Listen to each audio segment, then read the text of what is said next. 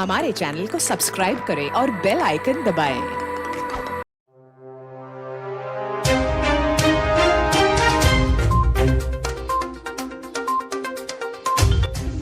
खबर शामिल करते हैं। Deputy bureau chief Mohammad Fahim Khan की रिपोर्ट के मुताबिक मुल्क भर में महंगाई ने अवाम की कमर तोड़ दी। चिन्नौट में जमात इस्लामी के अमीन चौधरी इस्लाम की क़यादत में महंगाई के खिलाफ एक एहतजाजी रैली निकाली गई, जिसमें एशिया खुर्दनोश के बेहरशिबा कीमतों के इजाफे के लिए शहरी सरापा एहतजाज में है। रैली में शहरियों की कसीर तादाद ने शिरकत की। अमीर जमात इस्लामी मीडिया से गुफ्तगू करते हुए कहा, अब वाहिद हल जमात इस्लामी है, इसलिए नारा लगाते हैं। ये बात जबान से आम कहते हैं, खुले बंदों कहते हैं कि तेज हो तेज हो तेज हो तेज हो तेज हो तेज हो तेज हो तेज हो तेज हो।